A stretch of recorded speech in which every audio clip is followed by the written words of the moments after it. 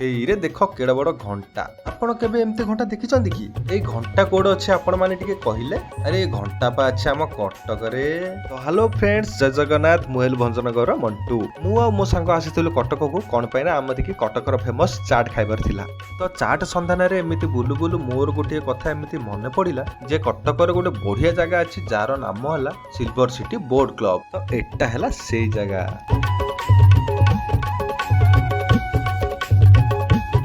ଏବଂ ଟିକଟ କାଟିକି ଆମେ ବି ଭିତରକୁ ଏଣ୍ଟ୍ରି କରିଦେଇଥିଲୁ। ଆଉ ଏଟା ହେଲା ଏ କ୍ଲବର ନକ୍ସା।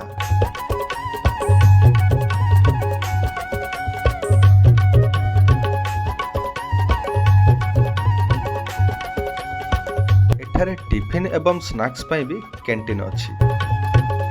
ଆଉ ଏଇ ଜାଗାରେ ବସିକି ଆପଣ ମହାନଦୀ ଭ୍ୟୁର ମଜା ନେଇପାରିବେ।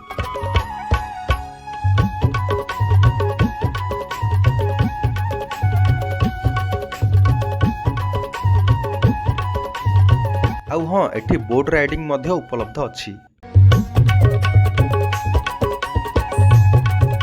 ଆଉ ଏ ସୁନ୍ଦର ନଜାରାକୁ ଟିକେ ଦେଖିଲେ କେମିତି ଲାଗୁଛି କମେଣ୍ଟରେ ଜଣେଇବେ।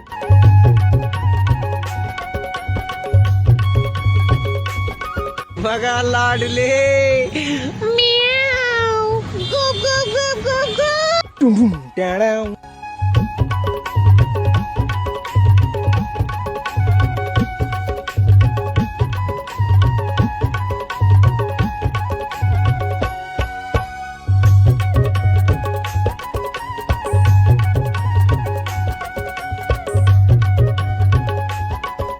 ଏଠାରେ ଗଛ ଏତେ ପରିମାଣରେ ଲାଗିଛି ଯେ ଛାଇ ପାଇଁ ଟେଣ୍ଟ ଟାଣିବା ବି କିଛି ଆବଶ୍ୟକ ନାହିଁ।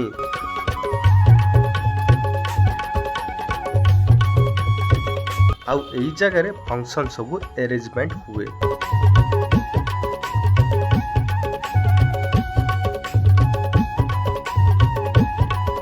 ବର୍ତ୍ତମାନ ଆମେ ପାର୍କ ଦେଖି ସାରି ଆମେ ସେଠୁ ବାହାରି ପଡିଥିଲୁ। ଆଉ ମୁଁ ଭାବୁଛି ଏଇ ବ୍ଲଗଟି ଆପଣ ମାନଙ୍କୁ ବହୁତ ଭଲ ଲାଗିଥିବ। ଆଉ ଯଦି କିଛି ତ୍ରୁଟି ଥାଏ ଆପଣ ମାନେ କ୍ଷମା କରିଦେବେ, ଠିକ ଅଛି। ଆମେ ପୁଣି ଭେଟିବା ନେକ୍ସଟ ଗୋଟେ ବ୍ଲଗରେ। ସେହି ପର୍ଯ୍ୟନ୍ତ ଆପଣ ମାନେ ବହୁତ ଭଲରେ ଥାଆନ୍ତୁ। ଜୟ ଜଗନ୍ନାଥ। ଆବେ ୟାର, ଚାଟ୍ ଖାଇବାକୁ ଭୁଲିଗଲି ଆଉ। ଠିକ ଅଛି, ନେକ୍ସଟ ବ୍ଲଗରେ ଖାଇଦେବି ଆଉ। टुम टाडाऊ।